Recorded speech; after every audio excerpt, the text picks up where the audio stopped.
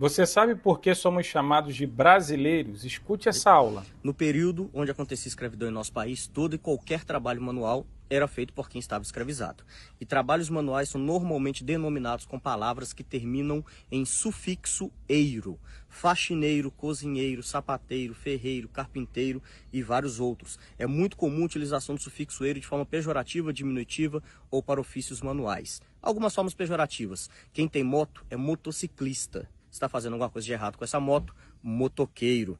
Quem toca violino, violinista, piano, pianista, instrumentos de orquestra e teatro é chique. Quem mora no interior e toca viola, violeiro. Pessoas que moram nos periféricos e nas comunidades, quem gosta de pagode é pagodeiro, quem gosta de funk é funkeiro, quem fala mal do vizinho é fofoqueiro. Então quase sempre sufixo eiro é pejorativo, diminutivo ou utilizado para ofícios. Para nacionalidades é muito comum utilizar sufixo ano ou ex.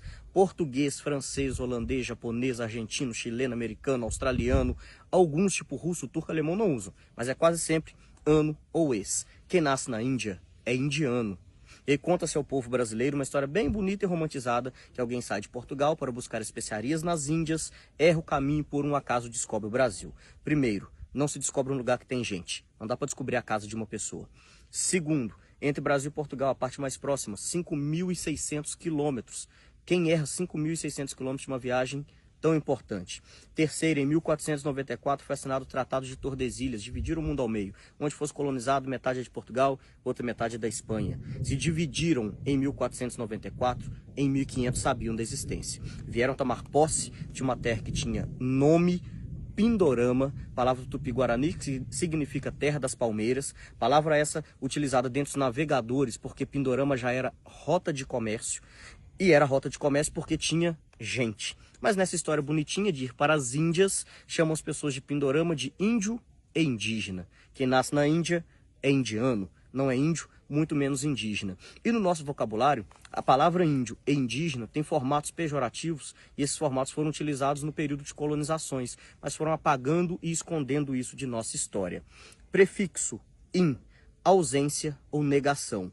Impossível, infiel, infeliz, incompetente, inconfidentes, que é uma palavra bem de Ouro Preto. Indígena era, não é mais, não gente. Inclusive tem outra palavra muito parecida no vocabulário. Indígena e indigente. Só muda o final dessas duas palavras. E índio, em ausência de o Deus, ausência de Deus, por isso era necessário catequizar. Chamar povos originários, assim deveriam ser chamados até hoje, em terras colonizadas, de índio e indígena, além de tirar a identidade desses povos, eximia o colonizador de culpa. Se não é gente, não tem alma, escravizar ou exterminar, não tem problema nenhum.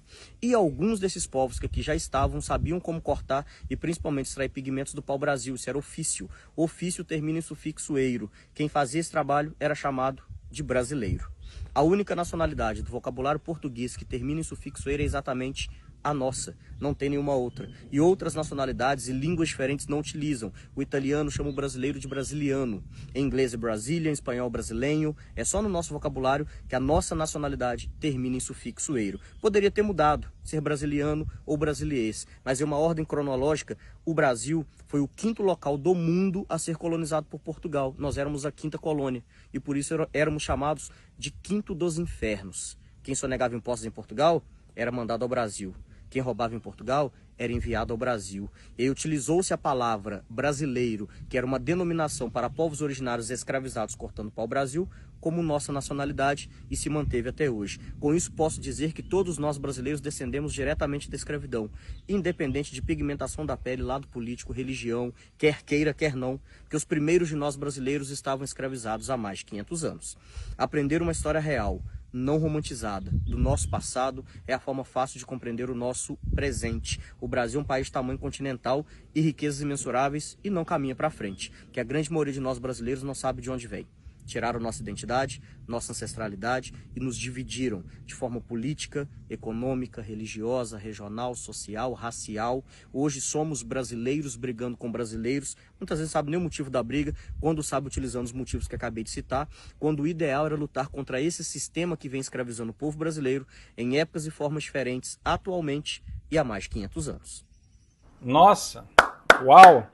Uma verdadeira aula que o David trouxe para todos nós. Eu super recomendo estar aqui a rede dele, lá naquela rede que começa com tique. Ele que trouxe aí detalhes riquíssimos. Eu sabia muito pouco disso tudo que ele falou. A única coisa que eu sabia na realidade era que o nome, a definição brasileiro das nacionalidades do mundo todo é a única no mundo. Você vê o italiano, você vê o inglês, o francês, o americano, só a gente com essa terminação diferente, porém não sabia todas as motivações, toda a história por trás disso tudo, e que triste história. E como ele falou, a gente não vai conseguir ir adiante se a gente não olhar para trás. E aquela velha máxima, quem não conhece o seu passado está fadado a cometer os mesmos erros no futuro. Agora me conte aqui abaixo, você sabia de todas essas informações que o David trouxe para a gente de uma forma brilhante?